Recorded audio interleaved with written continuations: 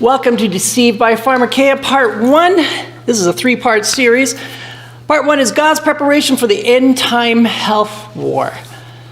It's an eye-opening presentation that tells the story of the global health reform movement God raised up in preparation to counteract the counterfeit healthcare systems of Pharmakeia. He armed this movement with advanced health principles that both prevented and reversed disease without drugs. Then he commanded this movement to showcase this better way by building their own worldwide health institutions, starting with the Battle Creek Sanatorium, which you see in this image here. The contrast was as night and day. It proved to be the greatest healthcare facility the world has ever known, and the world came to this temple of health like the Queen of Sheba came to Solomon. This three-part series parallels the rise and shocking, heartbreaking fall of that magnificent health reform movement in its struggles to release men from the deceptions of Pharmakeia. But God is now raising up, in power, a grassroots revival of that movement to again show men the better way. Even now, in the very pinnacle of Pharmakeia's controlling power, all who will may find safety and healing in God's better way. Just give you a quick description of both Part 2 and Part 3. Part 2, Deceived by Pharmakeia, caught in its snare. It will include a side-by-side comparison of the two healthcare systems. It will tell the story of the incalculable loss to the world when that great health reform movement ventured onto forbidden ground and got caught in the snares of Pharmakeia. And then it describes the spiritual and medical madness that followed. Part 3, for such a time as this. This will address the prophetic end-time health war currently being waged against all nations in the name and guise of benevolent medical science. To prevail in this war, we must understand the weapons being used against us and the true spiritual nature and agenda of the escalating war. As man's health laws conflict with God's health laws, health and forced drugging have become the most agitated topics on planet Earth, making God's health laws present truth. And it's about time. Also, a testing truth in these last hours of our probation. The events of the pandemic were just the opening acts, folks. Prophecy tells us of much worse to come. God intended, I believe that God intended that those events be a wake-up call for what's coming next. He has specified what we are to do, and he is calling us back to active duty for such a time as this. All right, back to Part 1. God's preparation for the end-time health war. A time of great medical ignorance. In the mid-19th century, disease and its cure was a mystery. They used things like bloodletting, purging, poisoning, leeches. Night air was considered dangerous. Bathing was a health risk. Tomatoes were thought to be poison. Real poisons were considered curative. Tobacco, mercury, arsenic, strychnine, etc. Drinking blood and eating raw meat was supposed to build good blood. Corsets squeezed the life out of fashionable women. Sanitation was unknown. The average age of death in 1848 was about 38. Disease and suffering was made worse in part by the onslaught of the Industrial Revolution, when families left their natural estate of country living and agriculture in favor of factory work in the sunless, crowded, disease-filled cities. Consumption was raging. Infectious diseases abounded and man had no answers. Disease was a mystery. It was in this setting that God commissioned the great health reform movement. Health reform is born. And it shall come to pass afterward that I will pour out my Spirit upon all flesh, and your sons and your daughters shall prophesy. Your old men shall dream dreams, your young men shall see visions. Surely the Lord God will do nothing, but he revealeth his secret unto his servants the prophets. Amos 3:7. You may have noticed a certain pattern in the Bible. At the beginning and end of every biblical prophecy, God raises up a prophet. Abraham was given the prophecy that his descendants would be in bondage for 400 years in Egypt. As that 400 years of slavery was drawing to an end, God raised up the prophet Moses to end the bondage of Abraham's descendants. Second example, the prophet Daniel was called by God to announce the start of a prophetic 70-week prophecy which foretold the time of Christ's baptism, his crucifixion, and when the gospel would be taken to the Gentiles as the Jews would reject it. As that prophecy was about to be fulfilled, God raised up John the Baptist to prepare the people for Christ's ministry. Third example, the prophet Daniel was also used to announce the very last time traceable prophecy in the Bible, the larger 2300-day prophecy that foretold the beginning of the investigative judgment of all mankind, which would start in 1844. As the event foretold approached as expected, God raised up another prophet to prepare the world for Christ's return. A large part of that preparation for Christ's return was health reform, believe it or not, down to the minutest detail.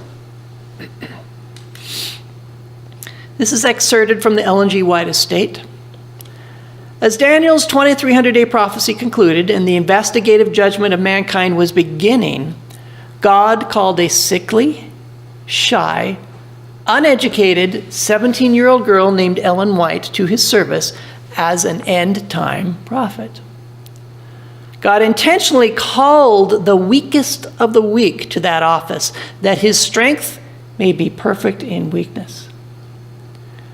Providence ordained that she receive no more than a third-grade education, so that none may conclude that her writings were of her own devising.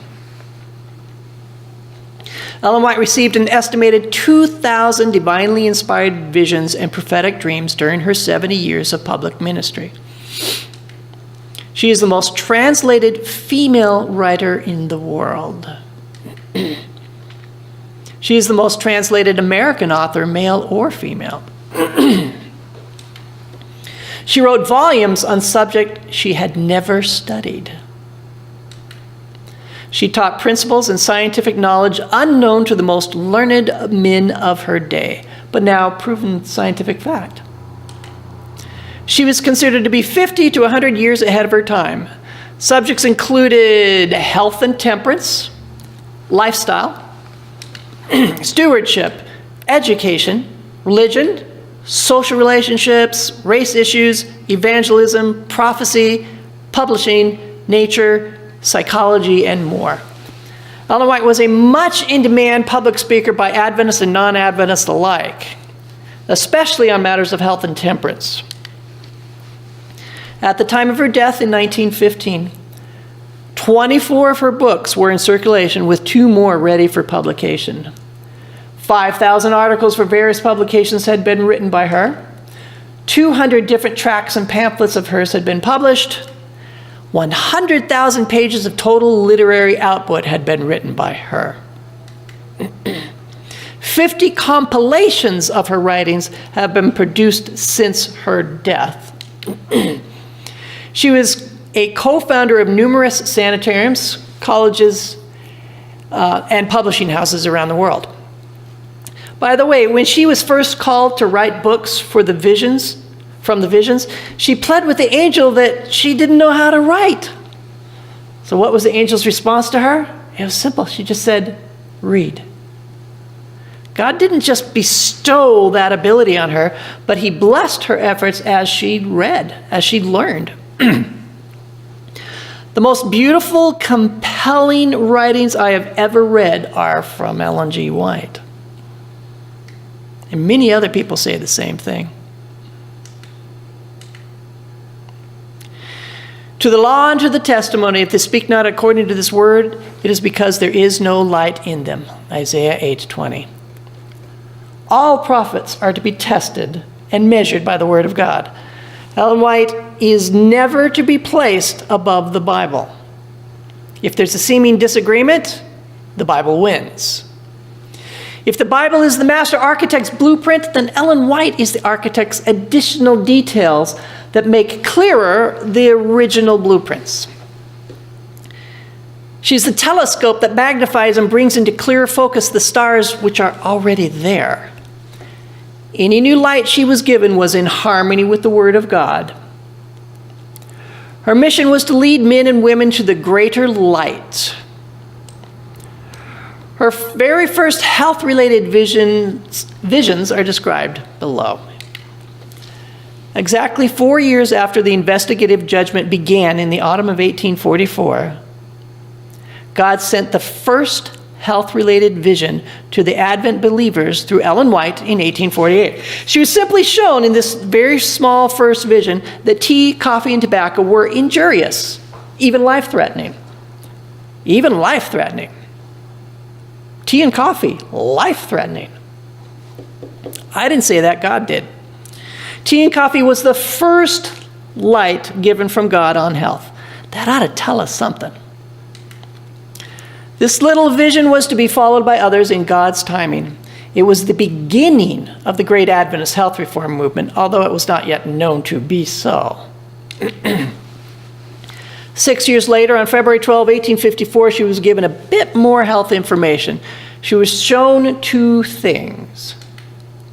There was a physically dangerous lack of bodily cleanliness among Sabbath keepers. Isn't that interesting? The control of appetite was sorely needed among them. Those two things. 9 years after that, on Friday night, June 6, 1863, during worship service at the home of Aaron Hilliard in Otsego, Michigan, only 16 days after the believers became incorporated as the Seventh-day Adventist Church, God gave the first comprehensive health vision, which would begin to outline God's hygienic health principles. There would be more. The contents of that comprehensive health vision can be found in the book Spiritual Gifts, Volume 4A, Chapter 39, entitled Health. This vision included the ominous, voluminous, crystal clear warnings against the use of pharmaceutical drugs. A year and a half later, on Christmas Day, 1865, God gave the second major health vision, fourth overall, and the Adventists were then instructed to start their own hygienic health institutions for the treatment and education of the sick using God's advanced principles of health reform without the use of drugs. Adventists responded to God's command, and in 1866, the Western Health Reform Institute opened for business in Battle Creek, Michigan. It would later be known as the Battle Creek Sanitarium. There's a reason why I lay these facts out, because it helps diffuse error and misunderstanding. It's not the most interesting, but it's laid out, and we need to go through it. Almost done. The reason Battle Creek Sanitarium existed. As the matter was laid open before me, she says, and the sad burden of the result of drug medication, the light was given me that Seventh-day Adventists should establish health institutions discarding all these health-destroying inventions. And physicians should treat the sick upon hygienic principles. Remembering that an ounce of preventive is of more value than a pound of cure. Lectures and studies in this line will prove of the highest values. We were called from the beginning to release men from the deceptions of drug use. Through the support of James and Ellen White, John Harvey Kellogg attended medical school and was hired at the Institute in 1875. It had only 12 patients housed in several small two-story buildings and was in dire financial condition. He quickly turned things around. Dr. John Harvey Kellogg was the medical director of the Battle Creek Sanitarium for 67 years. He was the father of the health food industry. And yes, Dr. Kellogg and his brother were the inventors of flaked breakfast cereal, Kellogg's Corn Flakes.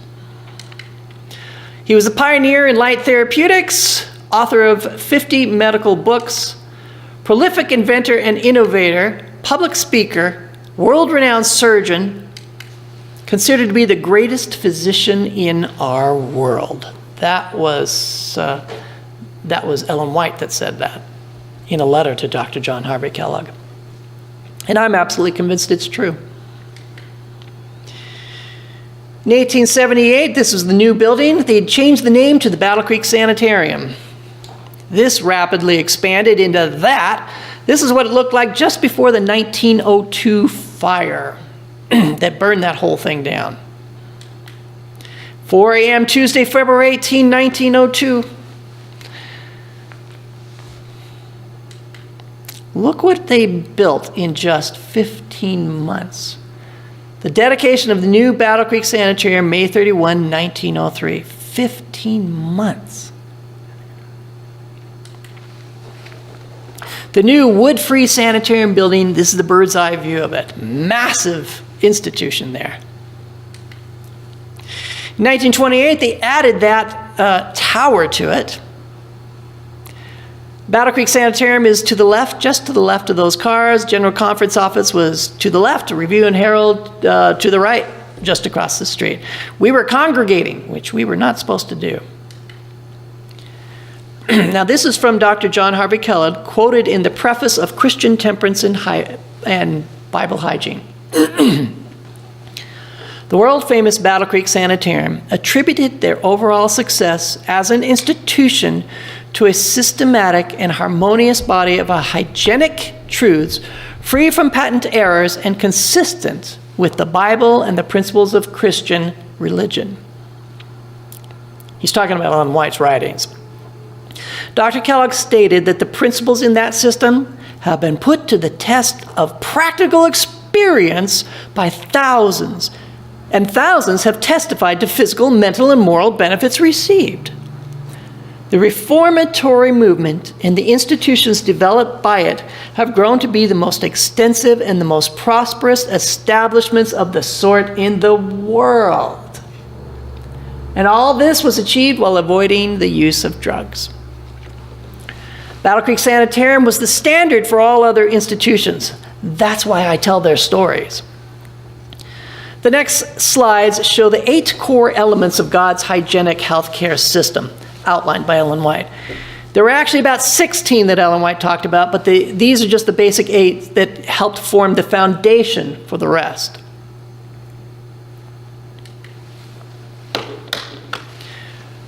Pure air. Breathing exercises, exercise in the open air, sleeping in the open air, window tents, and nature outings were all prescribed as part of the healing remedy. Okay, moving on. Sunlight. Patients were encouraged to get as much sunlight as possible. Open air gymnasiums were available for this purpose, such as you see here, and even man-made sunlight was available in their phototherapy departments. This is Dr. Kellogg quoted. There seems to be good reason to believe that lack of direct contact with the sunlight accounts for much of the debility, feebleness, and frailty that prevail so widely among the people. To keep fit, one must live outdoors in the sunshine and fresh air as much as possible. The Battle Creek, this is interesting. I'm going to contrast here. The Battle Creek Sanitarium was, 1, the greatest hygienic healthcare institution that has ever been. Number 2, was the largest and most well-equipped. Number 3, had the greatest physician in our world. Number 4 was raised up at God's command, had a prophet of the Lord reigning over it, or advising. Number 5 had over 1,000 different kinds of baths and therapies. Yet sunlight was considered to be one of their most effective treatments. Can't improve on God's methods. Abstemiousness. Abstemiousness is an older word for self-control / temperance. Tea, coffee, tobacco, and alcohol we must present as sinful indulgences, said Ellen White. That's right. True temperance teaches us to dispense entirely with everything hurtful. There are few who realize, as they should, how much their habits of diet have to do with their health, their character, their usefulness in this world, and their eternal destiny. The appetite should ever be in subjection to the moral and intellectual powers, frontal lobe. The body should be servant to the mind and not the mind to the body. Whatever injures the health not only lessens physical vigor, but tends to weaken the mental and moral powers. Indulgence in any unhealthful practice makes it more difficult for one to discriminate between right and wrong, and hence more difficult to resist evil. Thus, the need for health reform in these end times during the judgment. Rest.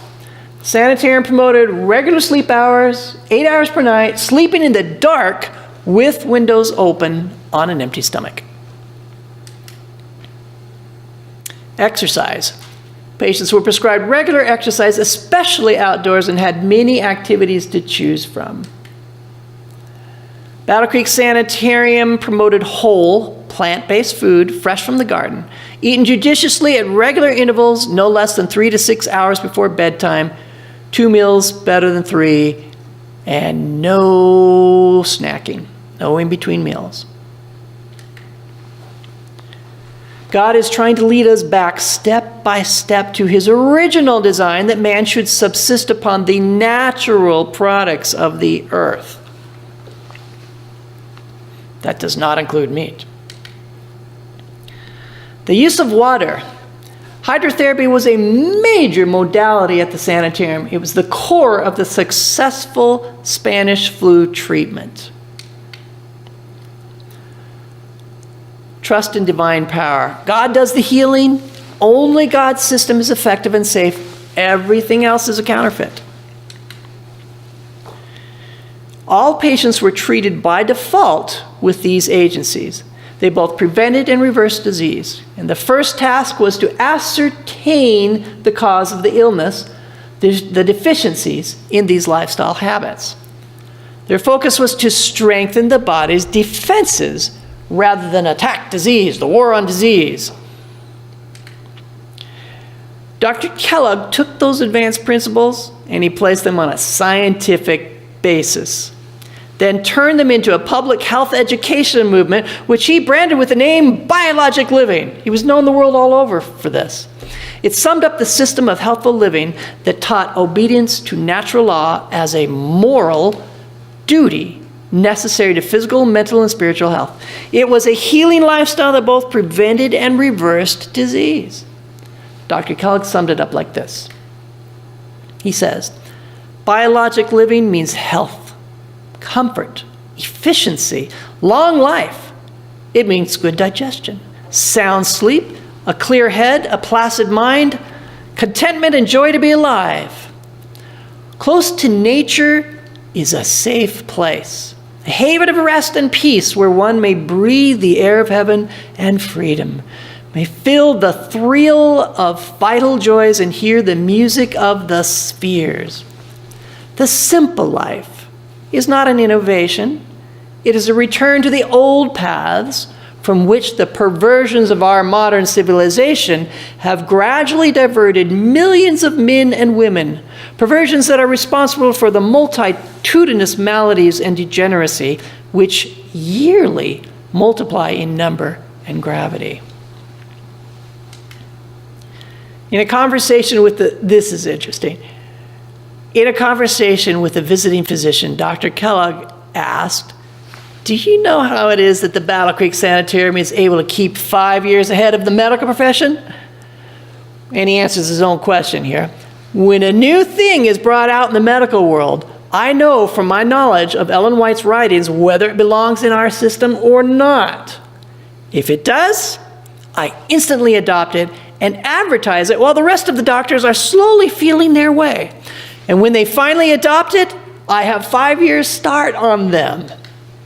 On the other hand," he says, "when the medical profession is swept off their feet by some new fad, if it does not fit the light we have received, I simply do not touch it.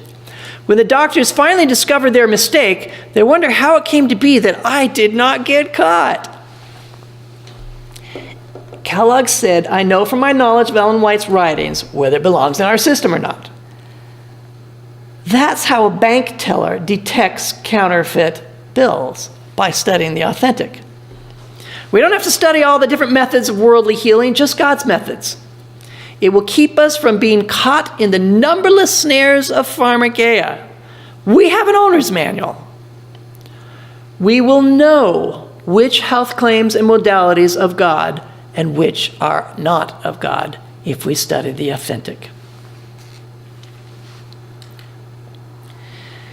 Speaking to the delegates at the 1897 conference, Dr. Kellogg stated, it is impossible for any man who has not made a special study of medicine to appreciate the wonderful character of the instruction that has been received in these writings, Ellen White's writings. There is not a single principle in relation to the healthful development of our bodies and minds that is advocated in these writings from Sister White, which I am not prepared to demonstrate conclusively from scientific evidence. Science is used to vindicate God's word. It does not replace God's word. So what would be the effect if all these remedies were used together systematically and intelligently? We'll use draft horses to illustrate the effect. If one draft horse can drag up to 4 tons, 8,000 pounds, then how many tons could 2 draft horses drag?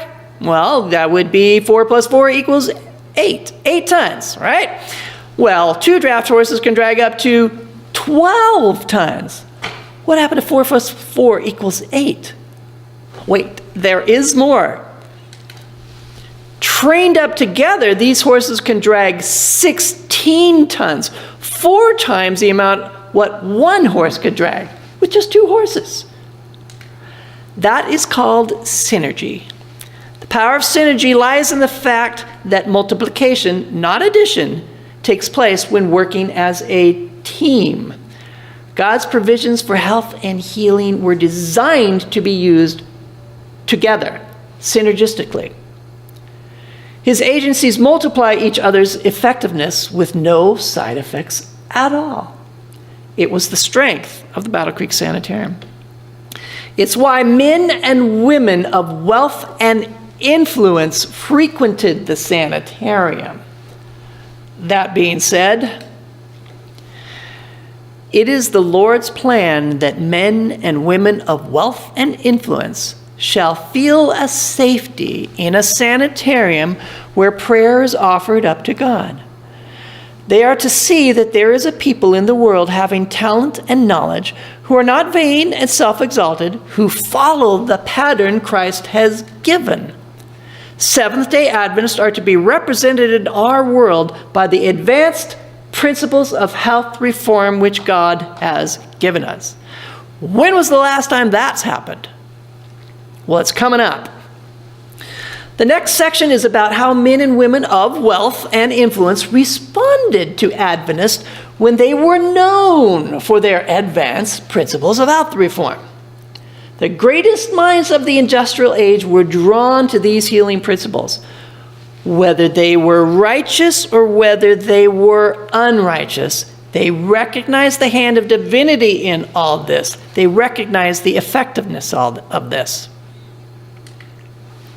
Our golden age of Solomon. Ye are the light of the world. A city that is set on a hill cannot be hid. Matthew 5:14. So one function of the health message is to draw the public. Ellen White tells us how. The Lord would have medical missionary work and the gospel ministry combined. And what a work might be done in any place of the world. The medical missionary work is the gospel practiced. And all ministers who could combine with the gospel ministry the work of the gospel medical missionary would be doubly useful. Behold, I have taught you statutes and judgments, even as the Lord my God commanded me, that ye should do so in the land whither ye go to possess it. Keep therefore and do them. For this is your wisdom and your understanding in the sight of the nations, which shall hear all these statutes and say, surely this great nation is a wise and understanding people. For what nation is there so great, who hath God so near unto them, as the Lord our God is in all things that we call upon him for? And what nation is there so great, that has statutes and judgments so righteous as all this law which I set before you this day? Deuteronomy 4:5-8. That being said, 1 Kings 10:1-4-5. When the queen of Sheba heard of the fame of Solomon concerning the name of the Lord, she came to prove him with hard questions. And when she had seen all Solomon's wisdom and the house that he had built, there was no more spirit in her. The next story is about Yale University coming to Dr. Kellogg at his Temple of Health in Battle Creek to prove the effectiveness of God's healing principles with hard tests. Have you heard of this? In 1906, Professor Irvine Fisher of Yale University conducted endurance studies on meat-eating male student athletes from Yale. He then did the same studies on young male vegetarian staff at the Battle Creek Sanitarium. They were not required to be athletes, but just as long as they had some sort of regular physical activities. The contrast between Yale and Battle Creek was wonderfully shocking. Here is the test. The first one, hold out your arms as long as possible. Yale versus Sanitarium. The average minutes between these two groups for holding their hands out, the whole group, 10 minutes. That was for the Yale carnivores. 49 minutes, that's 5 times more. 49 minutes for the vegetarian sanitarium staff. Maximum minutes of any one subject, Yale, 22 minutes. He held out his hands. Our guy, 200 minutes. No comparison. All right, the number of subjects that exceeded 15 minutes, 13% versus 69%. 30 minutes, 0%, or 47% of the sanitarium staff. The number of subjects that exceeded 1 hour, 0%, and 28% for the vegetarians. This next one, the number of subjects that exceeded 3 hours, 0 for Yale, and 3.1% for sanitarium staff. That 3.1 was one guy. We had a champion. The moral of this story, hire vegetarians. The next test was deep knee bends. Yale did a total of, their abilities totaled about 57.45 hours of work. The sanitarium vegetarian staff, 205 hours of work. Same moral, hire vegetarians. The sanitarium vegetarians had 9 times the endurance of the flesh eaters in the arm tests and 4 times the endurance in the leg tests. Yeah. Daniel 1. And the king appointed them a daily provision of the king's meat and of the wine which he drank, so nourishing them 3 years, that at the end thereof they might stand before the king. But Daniel purposed in his heart that he would not defile himself with the portion of the king's meat, nor with the wine which he drank. Therefore, he requested of the prince of the eunuchs that he might not defile himself. Now God had brought Daniel into favor and tender love with the prince of the eunuchs. And the prince of the eunuchs said unto Daniel, I fear my lord the king, who hath appointed your meat and your drink. For why should he see your faces worse liking than the children which are of your sort? Then shall ye make me endanger my head to the king. Then said Daniel to Melzar, whom the prince of the eunuchs had set over Daniel, Hananiah, Mishael, and Azariah, prove thy servants, I beseech thee, 10 days, just 10 days, and let them give us pulse to eat, vegetables, and water to drink. Then let our countenance be looked upon before thee, and the countenance of the children that eat of the portion of the king's meat. And as thou seest, deal with thy servants. So he consented to them in this matter, and proved them 10 days. And at the end of 10 days, their countenance appeared fairer and fatter in flesh than all the children which did eat the portion of the king's meat. Thus Melzar took away the portion of their meat and the wine that they should drink, and gave them vegetables. As for these 4 children, God gave them knowledge and skill in all learning and wisdom, and Daniel had understanding in all visions and dreams. Now at the end of the days, 3 years, that the king had said he should bring them in, then the prince of the eunuchs brought them in before Nebuchadnezzar. And the king communed with them, and among them all was found none like Daniel, Hananiah, Mishael, and Azariah. Therefore stood they before the king. And in all matters of wisdom and understanding that the king inquired of them, he found them 10 times better than all the magicians and astrologers that were in his entire realm. Now that is an advertisement for health reform. The next slide tells what happened when a famous Olympic swimmer tried Daniel's pulse diet at the Battle Creek Sanitarium. Some of us older folks will remember this. The young definitely won't. Johnny Weissmuller, he was an Olympic champion swimmer and one of the best known Tarzan actors ever. He came to Battle Creek to dedicate the sanitarium's new 120-foot swimming pool. After following a vegetarian diet prescribed by Dr. Kellogg, Weissmuller broke his previous record, swimming 300 meters in 3 minutes and 33.6 seconds. A record he had tried to break for several years. He had broken 54 world records. Then they cry unto the Lord in their trouble, and he saveth them out of their distresses. He sent his word and healed them, and delivered them from their destruction. Oh, that men would praise the Lord for his goodness, and for his wonderful works to the children of men. Psalms 107:19. The next story is about J.C. Penney when he cried out to the Lord at the Battle Creek Sanitarium. The story is about 4 minutes, and quite often it tears me up, and I try to resist it. All right, here we go.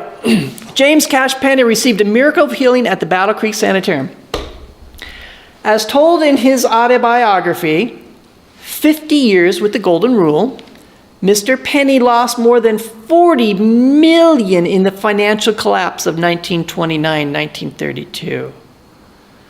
Most of these funds were lost in attempting to save other companies and philanthropic programs that were facing bankruptcy.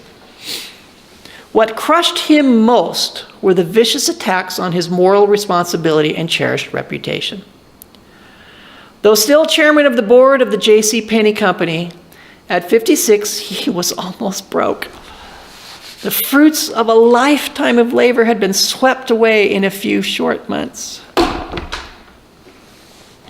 His wife and children had already been sent to Arizona with grandparents because there were no funds to care for them at home. This is J.C. Penney. Penney, now near physical and nervous breakdown, was scheduled to speak at a noon luncheon in Battle Creek, Michigan, where he met an old friend who was a staff physician at Battle Creek Sanitarium. Mr. Penney asked to be examined, and it was discovered that his whole right side was aggravated with a severe case of shingles, besides other indications of a very sick man. The physician admitted him to the sanitarium with day and night nurses attending him. One of Penney's chief worries was that he did not have enough money to pay for the medical services. But who would believe him? He's J.C. Penney. Besides, the thought deepened that he was coming to the end of his life. On that fateful night, he was overwhelmed with the feeling that he would not awaken to another day. Things that he wanted to say to his wife and children, he wrote down in what he thought would be his last letter to them. After sealing the envelope, he turned out the light, knowing that in his exhaustion, he would not be alive in the morning. But he recalls that in that early morning hours, when he awakened, it was a strange kind of surprise. He was not pleased. He felt restless and apprehension. Vaguely, he thought of breakfast. Wandering down the hall toward the dining room, he felt enclosed in an immense loneliness, but the dining room was not yet open. He stood in the hallway in an emptiness that seemed to me to have no horizon, said Mr. Penney. But then occurred the miracle of Christian grace of godly men and women. Up the corridor drifted the lines of an old familiar hymn. Be not dismayed, whate'er betide, God will take care of you. Penney found himself moving slowly towards the sound. The music and words became clearer. All you may need, He will provide. God will take care of you. Lonely and sad from friends apart, no matter what may be the test, God will take care of you. He found the chapel door and sank into a back seat. Lean, weary one, upon his breast. God will take care of you. Quietly, one of the workers read a passage from the Bible. Come unto me, all ye that are heavy laden, and I will give you rest. Take my yoke upon you and learn of me, for I am meek and lowly in heart, and ye shall find rest unto your souls. For my yoke is easy and my burden is light. Penney groaned freely and without effort prayed, Lord, I can do nothing. Will you take care of me? Suddenly something happened. I can't explain it, he said. I can only call it a miracle. I felt as if I had been instantly lifted out of the darkness of a dungeon into warm, brilliant sunlight. I felt as if I had been transported from hell to paradise. I felt the power of God as I had never felt it before. I realized then that I alone was responsible for all my troubles. I knew that God, with His love, was there to help me. From that day to this, my life has been free from worry. The most dramatic and glorious minutes of my life were those I spent in that chapel that morning. God will take care of you. From that moment, I began to improve. When Christian nurses, physicians, and other health workers sing and pray, a shaft of hope enters the dismal halls of pain and despair. There is nothing like it anywhere. No painkiller, no sedation could restore a man like J.C. Penney to hope and new life. But a Christian hymn, a few biblical verses, and dedicated hearts could. Try it. Someone may be listening to may have written his last letter. Oh, that was a beautiful story, wasn't it? All right, next story. Now when Jesus was born in Bethlehem of Judea in the days of Herod the king, behold, there came wise men from the east to Jerusalem, saying, where is he that is born the King of the Jews? For we have seen his star in the east and are come to worship him. Well, as the wise men from the east recognized the import of that divine light and followed it to Bethlehem, so this next wise man from the east recognized the import of the divine light shining out of Battle Creek and followed it. You will know this name, Mahatma Gandhi. Do you know who this man is? Let me tell you a little bit about him. Mohandas Gandhi was an Indian lawyer who employed non-violent resistance to lead the successful campaign for India's independence from British rule, and in turn inspired movements for civil rights and freedoms across the world. That's a lesson for us. And of course, he was assassinated for it in 1948. But while he was alive, Gandhi corresponded with Dr. Kellogg about dietary questions. Really? Gandhi said something rather shocking in the next slide that relates to this. He says, the present practice of medicine is the concentrated essence of black magic. That belief explains why Gandhi felt the need to reach out nearly 9,000 miles across an ocean to consult with Dr. Kellogg at the Adventist Sanitarium in Battle Creek, because there was nothing else like it. The present practice of medicine that Gandhi referred to was allopathic medicine. Both he and the Adventist Sanitarium avoided it, and here's why. I know that was allopathic medicine because I checked. That's what he was referring to. All right, here's why. Restorative power is not in drugs. This is from Ellen White. Restorative power is not in drugs, but in nature. Disease? It's an effort of nature to free the system from conditions that result from a violation of laws of health. It's simple. In case of sickness, the cause should be ascertained. Unhealthy conditions changed.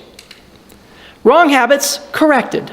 Then nature is to be assisted in her effort to expel impurities and to reestablish right conditions in the system. God's system is so simple. She continues, it is true that drugs sometimes afford present relief, and the patient appears to recover as a result of their use. This is simply because nature has sufficient vital force to expel the poison and to correct the conditions that caused the disease. Some have sufficient vital force to do that. But in most cases, the drug only changes the form and location of the disease. Often the effect of the poison seems to be overcome for a time, but the results remain in the system and work great harm at some later period. This is Ellen White's words, but it didn't initiate with her. This was given to her via vision from God. Works great harm at some later period. By the use of poisonous drugs, many bring upon themselves lifelong illness, and many lives are lost that might be saved by the use of natural methods of healing. We need to get this message out. For example, mercury, calomel, and quinine have brought their amount of wretchedness, which the day of God alone will fully reveal. Preparations of mercury and calomel is a preparation of mercury, taken into the system, get this, ever retain their poisonous strength as long as there is a particle of it left in the system. Now she's going to describe what that damage could be. These poisonous preparations, mercury, have destroyed their millions, and that was way back then, and left sufferers upon the earth to linger out a miserable existence. All are better off without these dangerous mixtures. Miserable sufferers with disease in almost every form, misshapen by suffering with dreadful ulcers and pains in the bones, loss of teeth, loss of memory, and impaired sight are to be seen almost everywhere. They are victims of poisonous preparations which have been, in many cases, administered to cure some slight indisposition, which after a day or two of fasting would have disappeared without medicine. But poisonous mixtures administered by physicians have proved their ruin. The Battle Creek Sanitarium existed to show the world the better way without drugs. And the brightest minds of the industrial age were drawn to that better way and visited the Battle Creek Sanitarium. These four men, they all visited the sanitarium. Henry Ford, Thomas Edison, President Warren Harding, Harvey Firestone. There were many more, but we're going to go show just a few, relative few. Yeah, Amelia Earhart. Amelia Earhart was the first woman to fly across the Atlantic Ocean in June 1928. Twice was a guest of Dr. John Harvey Kellogg at the Battle Creek Sanitarium. On September 8, 1931, she flew into Battle Creek in an autogyro, a combination helicopter/airplane. Because Kellogg was interested in flying, Miss Earhart took him for a 10-minute ride the next day. It was wonderful, Kellogg said afterward. She said, and he was a good passenger, she added, which is a polite way of saying he did not toss his cookies while flying. Mary Todd Lincoln, President Abraham Lincoln's wife, she was admitted to the sanitarium for mental breakdown. Ilyich Mechnikov, I don't know how to pronounce it.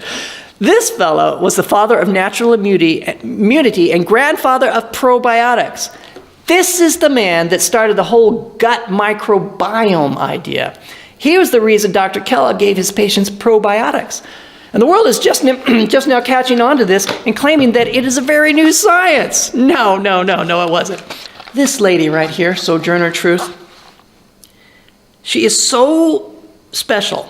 I read a bit of her history. She's the only one I'm not given a description for. And here's why. Upon reading the inspiration of who this remarkable servant of God really was, I cannot will myself to define her in any one sentence or two. It would be an insult to God and her to try. She is not a minor footnote in history. And Battle Creek was honored by her presence there for over a quarter of a century. I recommend you read her biography. Dr. Scholl, foot doctor to the world. You're familiar with him? This guy, S.S. Kresge, founder of Kmart. So that's what K stands for, Kresge. I believe they used to be called Kresge stores, and there they were, even in my lifetime. Dale Carnegie, famous for How to Win Friends and Influence People, the book. He visited the sanitarium, all these. Even the Goodyear blimp paid a visit to the Miami Battle Creek Sanitarium. There's an interesting story behind that, behind that building, Miami Battle Creek Sanitarium. I will tell you. First, we start with this Bible text. Proverbs 22:29 says, "Seest thou a man diligent in his business? He shall stand before kings. He shall not stand before mean men." Interesting. Because Dr. Kellogg was known the world over for his advanced principles of health reform, this amazing Florida hotel was sold to him for just $10 as a branch of the Battle Creek Sanitarium. It was called the Miami Battle Creek. President Howard Taft. Notice John Harvey Kellogg on the platform? President William Howard Taft was the 100,000th guest to the sanitarium. The visit to Battle Creek was part of a 13,000-mile train tour of the 46 states. The crowd, estimated at 40,000, included 4,000 school children excused from classes to participate in the event. Taft gave a speech at the Michigan Central Station. Then, accompanied by Dr. John Harvey Kellogg, dressed in white and seated behind the president, he was given a tour of the Battle Creek Sanitarium. We were known for our advanced principles of health reform.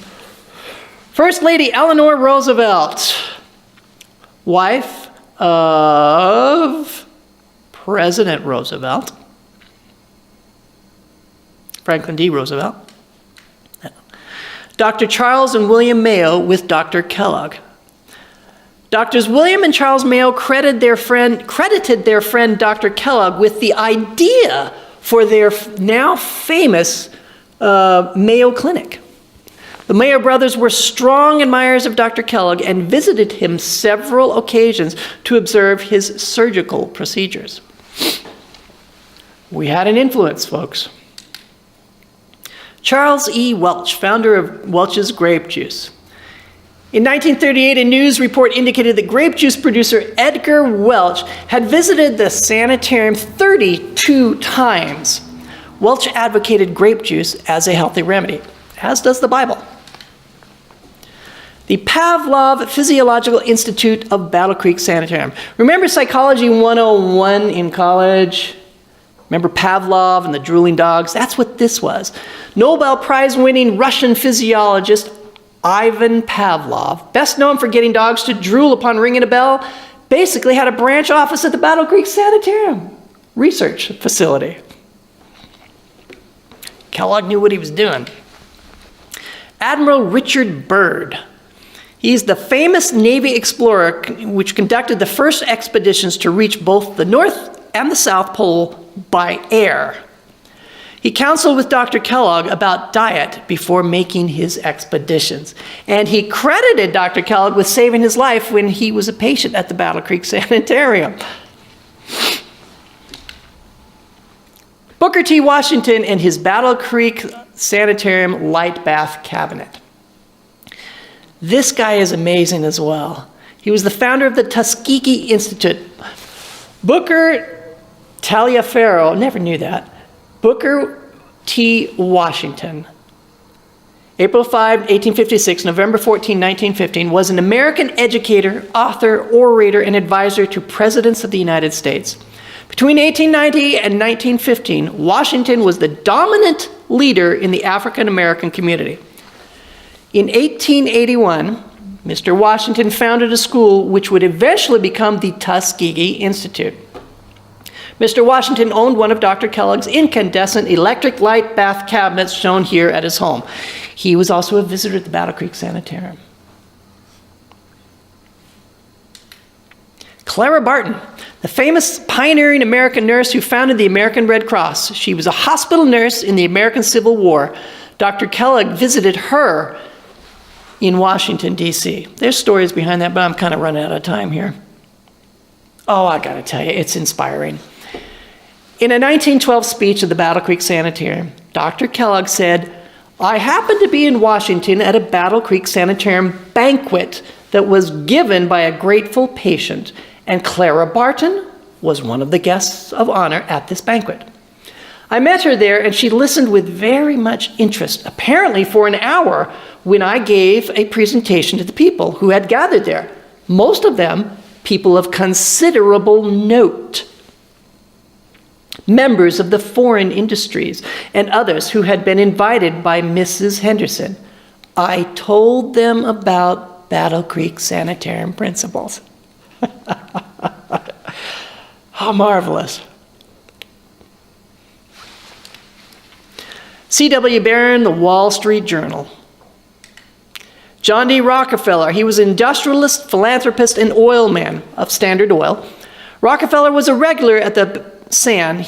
He, like Dr. Kellogg, was greatly interested in nutrition and preventative medicine. He was also a faithful subscriber to the doctor's monthly publication, Good Health. Leo Tolstoy.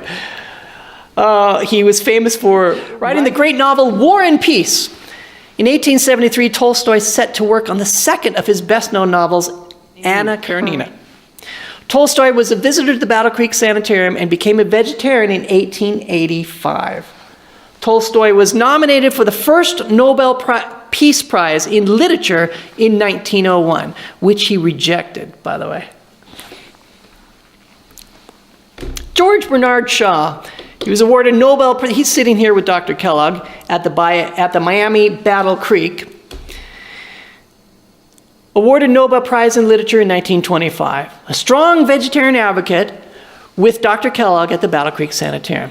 Perhaps his best-known work was Pygmalion in 1912, later turned into a movie called My Fair Lady with Audrey Hepburn.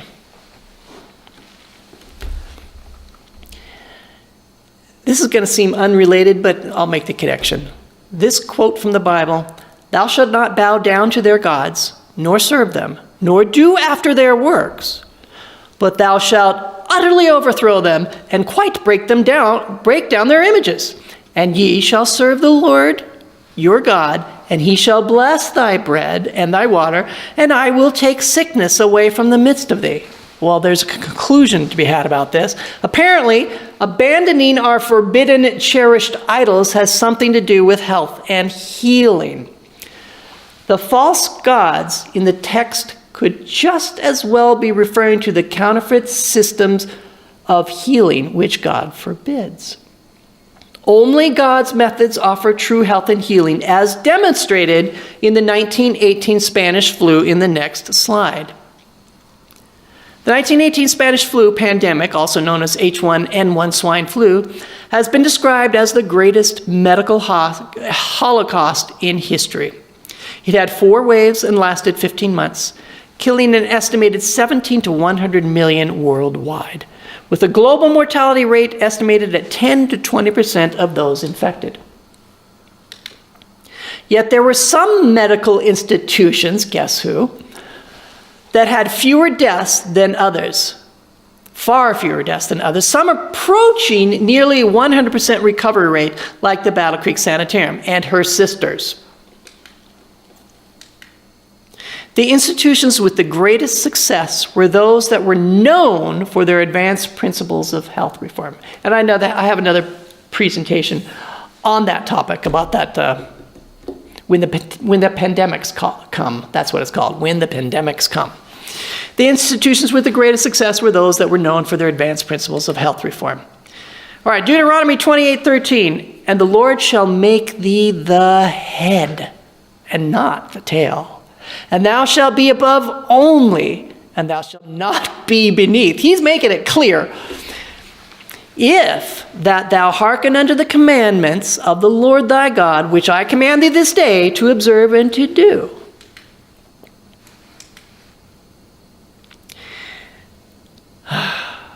What we had was amazing. It's not going to be in such a grand thing anymore, but there's a grassroots movement bringing this back. Several of them that I'm aware of. That is the end of this presentation. The next one, I'm going to remind you what number 2 is about. Part 2 includes a side-by-side comparison of the 2 healthcare systems, Pharmakeia and God's healthcare.